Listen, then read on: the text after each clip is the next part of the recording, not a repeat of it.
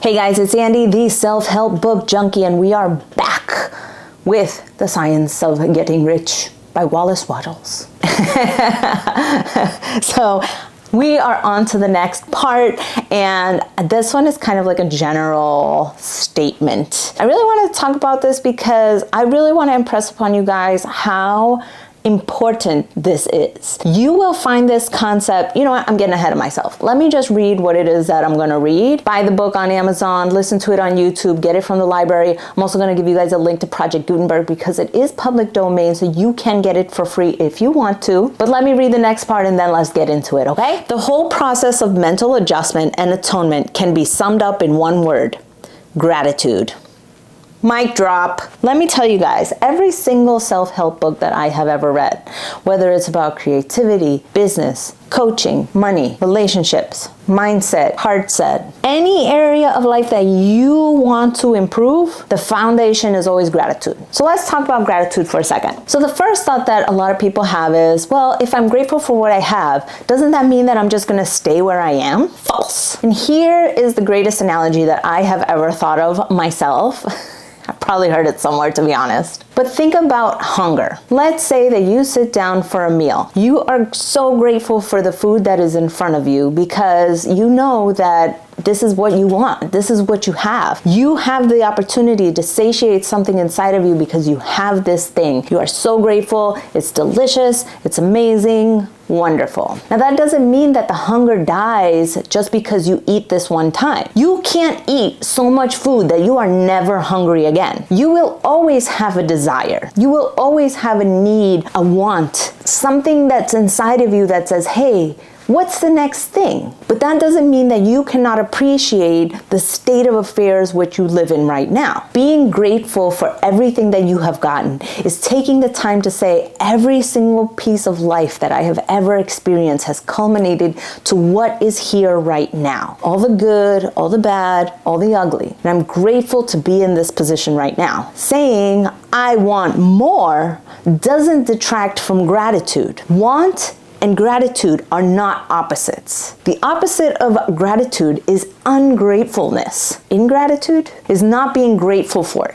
And when you're not grateful for what you have, you desiring more, the world doesn't even want to give you any more because you're just like, but you haven't appreciated what we have now. If we give you more, you're not going to appreciate that either. The love for where you are right now is very important to be able to build and grow on. If you're trying to build something, you want to build off of a solid foundation to begin with. If you're building off of anger, frustration, ingratitude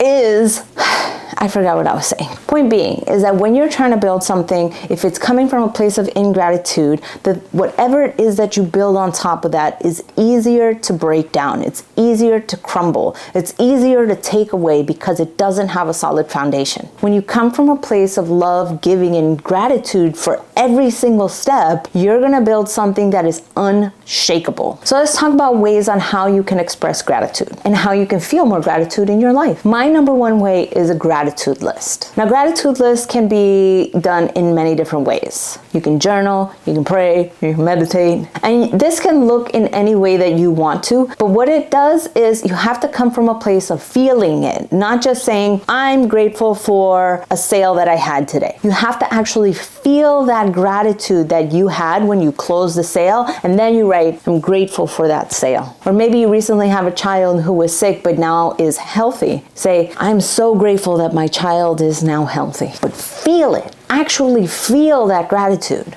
And it doesn't have to be something from the day. It could be just something in your life in general. But as you are doing the list, you have to really dig in and feel that gratitude for that thing. Here's a practice that I did with my car. So for the longest time, I was getting a little annoyed because little dings and dents and like stuff was breaking down here and there. And I was like, what is happening? I need a new car. I hate this car. I don't want this car. I want a new car. And I decided, you know what? Let me be grateful for what I have right now. So the next time I got into my car, I did this whole gratitude practice where I was like, I'm grateful it takes me from A to B. I'm grateful that it keeps me warm because the heat works. I'm grateful that I get entertained because the radio works. I'm grateful that it keeps my butt warm with the seat heaters. I'm grateful that it drives safely. I'm grateful that I have seatbelts so that it can protect me. I'm grateful that I can bring my family with me, that there's enough room in here. I just went down the list of everything that this car does for me, ignoring all the dings, dents, bumps, bruises, stalls, and all the other stuff. And I just said, you know what? I'm so grateful that this all happening for me. A week later, I found my dream car at an amazing price and was able to gift my car to my daughter.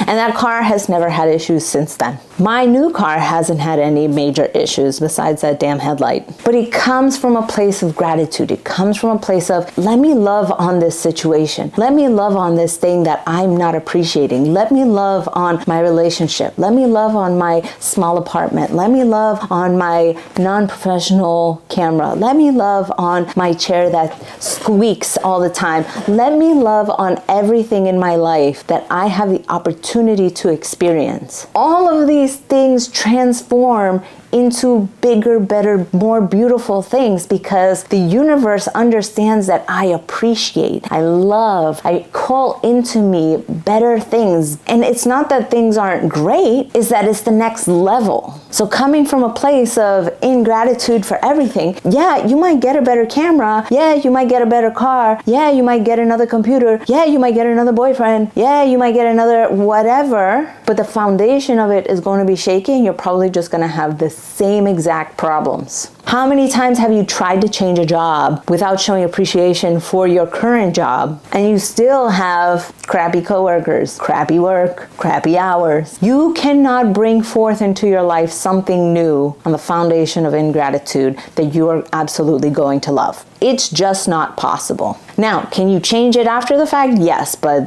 that's a whole other practice. Right now, we're talking about being grateful. And wouldn't you rather feel grateful for what you have anyways?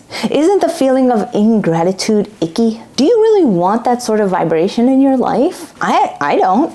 And I'm pretty sure if you really did some soul searching, you would see that that feeling isn't for you either. Okay, guys, that's it from me. I hope you guys enjoyed this series.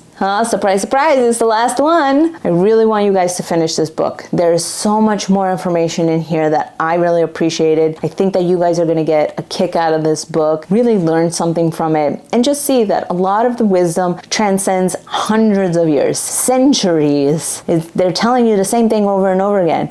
But are you paying attention? Okay, guys, in the description, you're gonna see links to the book. You're gonna see a link to my book, Writing for My Life. It's about journaling because journaling is so important. It's transformed my life. You're gonna get a link to my podcast, Mindset Matters More. You're also gonna get a link to my Substack, mindsetmattersmore.live. If you guys want some weekly journaling prompts and a mantra for the week, you guys are gonna get a whole bunch of wisdom out of that too. All right, let's see what the next book is. Love you guys.